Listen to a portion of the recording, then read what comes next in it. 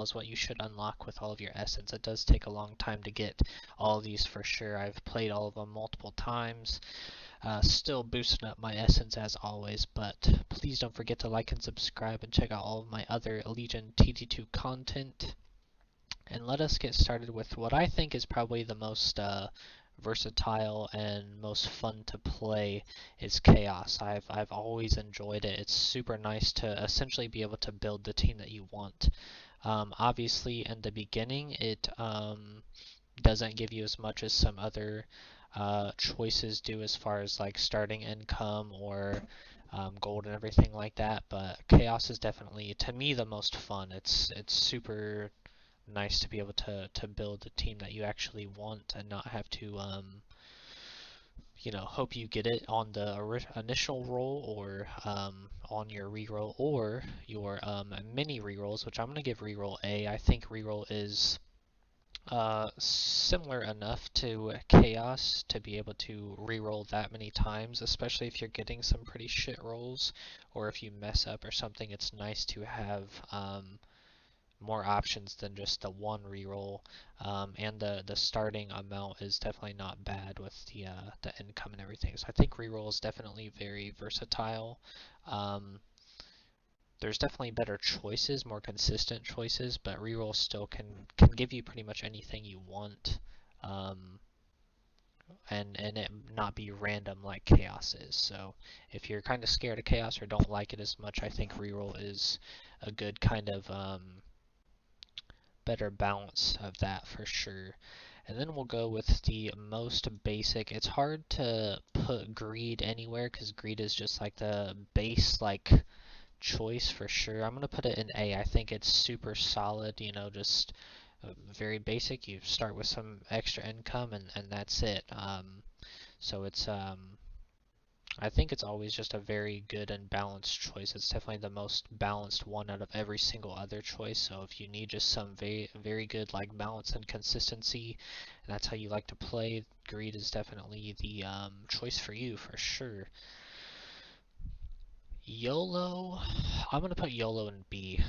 YOLO can be super fun and funny and all that stuff, but it's definitely one of those where it's super high risk, high reward, and honestly the risk is way higher than it will ever be rewarding, because anything that you would get from YOLO, you can basically get from any other choice.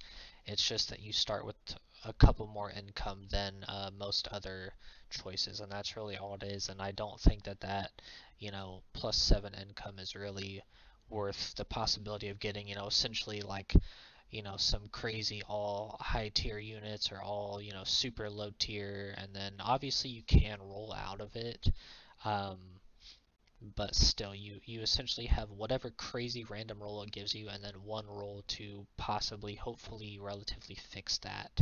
And sometimes you damn near have to roll like pretty instantly or very in the early waves, so it's hard to put YOLO up super high. I don't think it's the worst choice in the game necessarily. It's just again the risk reward is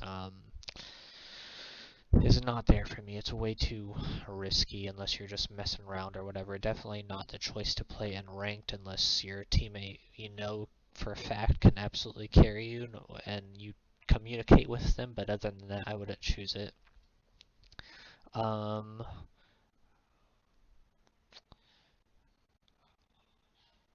gonna do Castle. I think Castle's an A. Most games go to wave 10 or after, so Castle's definitely a good choice to get like a nice boost.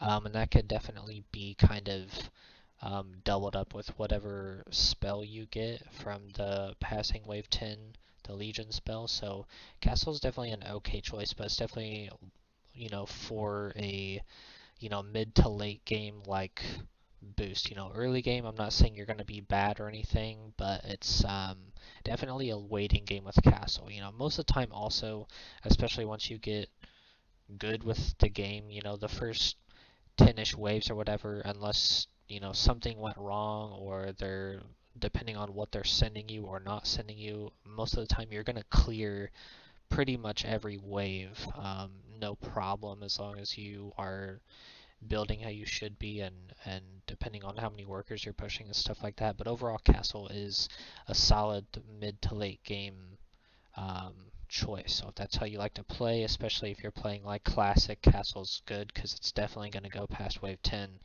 If you're playing Ranked, that's the thing. Some of these are definitely better in Ranked compared to Classic and vice versa. Ranked still most of the time, unless you're lower elo, it's going to go to Wave 10 or past it to where you're going to get the Castle income and stuff. So it's a solid choice. I don't want to put it in S because I don't really think it's worth it because it's not always viable, nor does it always happen. So it's I think it's a solid A, as well as Cash Out. Now Cash Out to me is basically not necessarily the opposite of Castle, but Cash Out gives you essentially what I would say is probably the best start in the game. Having so much income to where you can buy pretty much any tier 6 off rip is huge. And even if you don't want to do that and you just want that extra amount of gold to where you build an upgraded tier 1 and then like a 3 worker start basically, depending on how much money you have, can be huge. And even if not that, it definitely sets you up for further success.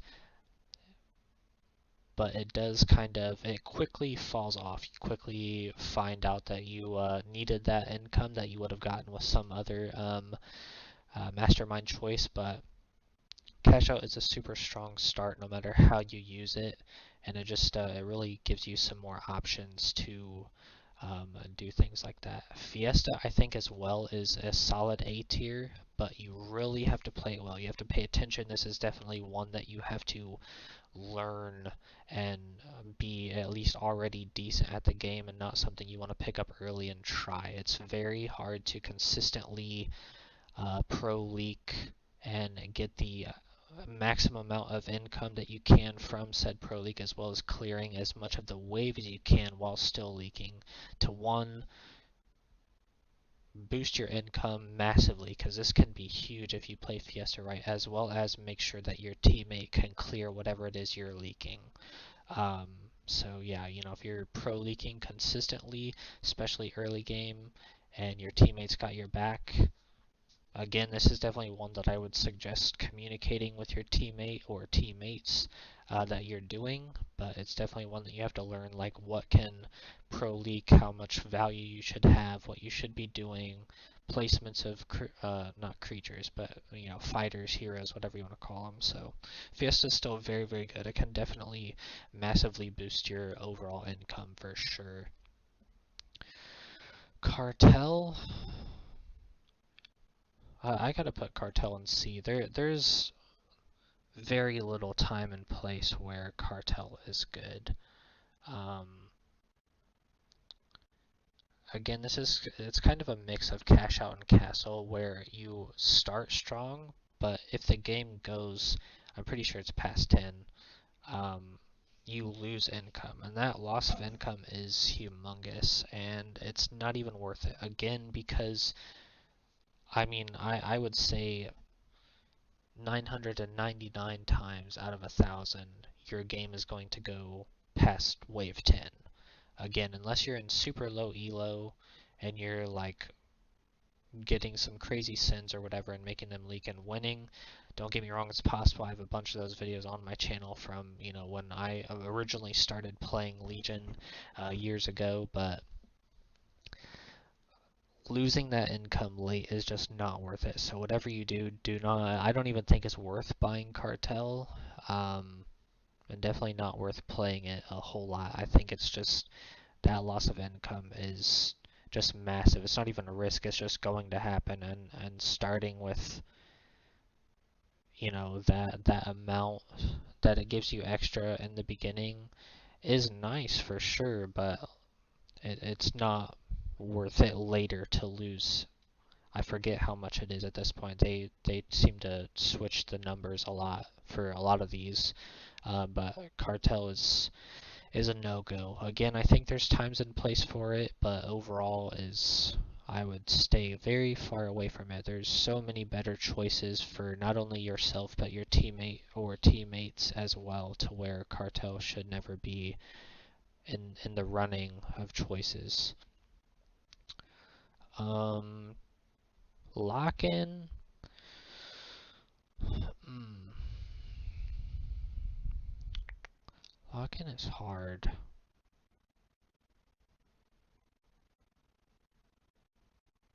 I'm gonna give lock-in B. I think there again is a time and place for lock-in. There's definitely nothing wrong with it. It's just nobody that you're going to lock in is going to be that much worth it to where you should be locking them in every single game. Don't get me wrong, there are some insanely strong units in this game that if you have them on your team, you can usually do very well with them, or even if you're choosing somebody like a Butcher for the aura um, to build around, that's huge as well, but it doesn't really. Most of the time, if you're choosing pretty much anything else, if you're choosing Chaos, you're more than likely going to get whoever you would lock in. If you're choosing Reroll, again, more than likely going to get whoever you lock in. Now, the rest, you have a chance to do that, but is it worth it? Is it worth choosing lock-in to, possibly get or not get this one unit? I don't really think so. Again, the best thing you can do is be as versatile as you can. Know exactly what the game is giving you, know what you can build, who you should upgrade, what you should start with as well, and obviously workers too. Megamind I think is dumb. It's literally just +1 income. I don't really think that that's worth it. I think Stash can be useful. Obviously, this is a new one I've definitely not played. I've played a few games of Stash, but not a whole lot. But it's, I mean, it's got its usefulness for sure. I don't really think it's anything too crazy. I think it's more or less just, I mean, whenever you really need a little bit boost of gold, we've all been there where you're literally 1 gold off of something massive or a few gold off, and that can definitely save you. So the possibility and usefulness is there for sure. Um, I just don't think it's big enough. It doesn't play that much of a difference in the game itself. You're just gonna get a little bit of extra gold depending on what wave you actually crack the stash open, and it's honestly not even that much to where you would be getting more consistent gold from a lot of these other choices. If you're doing Fiesta and you're doing it right, you're gonna get way more gold than you ever would with stash for sure. Um, and even other things to where, if you're starting with cash out, that extra amount of gold is probably what you'll end up smashing the piggy bank with anyway, for the most part. So it's it has a time and place for sure. I can see it. Again, some of these based on how you play, who you like to build, and all these things are much better in ranked or in classic, depending on which one. I think stash is definitely. I would say it's better in classic than it is ranked for sure.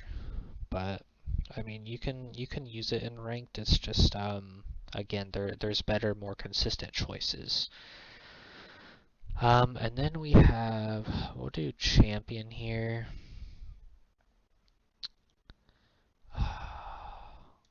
I'm gonna do champion and B. It's honestly really just a mastermind choice for a legion spell. I mean, that's really what it is. I mean, a lot of these things, much like champion, is you're going to get on wave 10 of your 3 selected legion spells, and this is basically, to me, it's one of those choices. So it's kind of, it can be very good because you're starting the game with this boost to whoever you want to give it to. But at the same time, you don't always even roll somebody to where you want to give it to them, at the start. And once you do, it's gone. You can't, take it off them, or you can't, even if you sell that person, it's gone. So it's definitely got its place. It's nice to have that big boost in the beginning if you can get the person or a person you want to actually put it on. Obviously, you can wait a little bit and roll, um, but at the same time, how long are you waiting, and was it worth it choosing this? As well as, again, it's so similar to Legion spells to where it's kind of just, it's nice to have two, don't get me wrong. You're basically getting two Legion spells, which can be super nice. But again, I don't think it's as good. I think it has the potential to start you off very well, um, but it definitely doesn't make a huge difference late game. And with all of the other factors of if you don't get somebody you want to put it on instantly, that's a huge letdown. And it's really just a second Legion spell. So if it's that worth it to you, absolutely. It's definitely not bad, but it's not so great either. Kingsguard, getting some extra king upgrades and stuff. I mean, I think it's okay. It's definitely not bad. I think that's nice to be able to do. I would say Kingsguard is okay for new players to kind of help. Because I know in the beginning, when you're new, it's very in between on, okay, do I actually send Mythium and Mercenaries, or do I upgrade King and use the Mythium that way?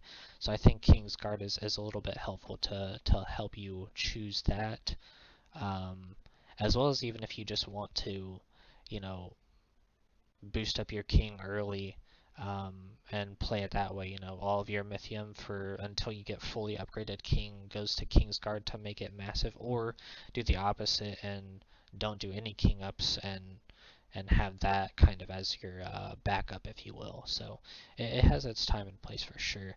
And on the flip side of that, Saboteur here, I got to put it in B. I just think that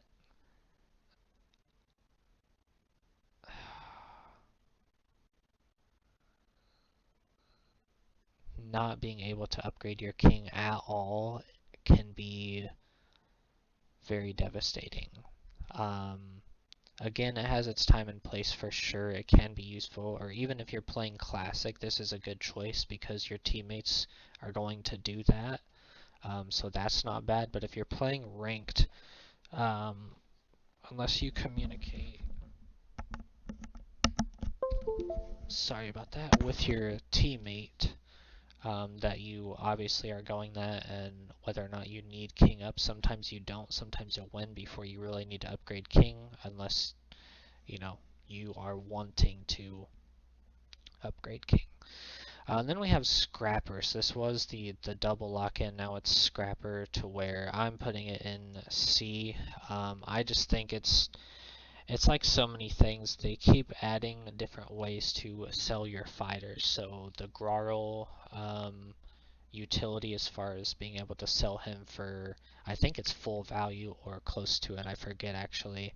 Um, but this is, being able to sell fighters for, I think it's 85% of their value, which is much bigger. Usually it's like, I think it's less than half or something, that you normally can't sell people. But overall, unless you're new and you're struggling to mess with your money, and know who's good and where to place people and everything like that, I would stay away from Scrapper. It's not useful unless you really struggle with that, and then once you get the hang of it, then get off Scrapper. But as far as, if you're wanting to spend essence on Masterminds, which you definitely should, to play differently and be able to be versatile for sure, I would basically go overall in order and go these top sections.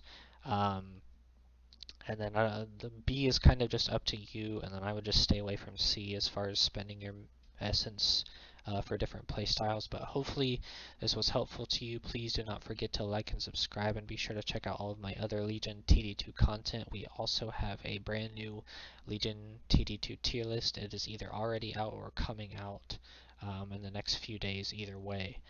So be sure to check that out as well, and hopefully that will help you too. We will see you guys in the next one.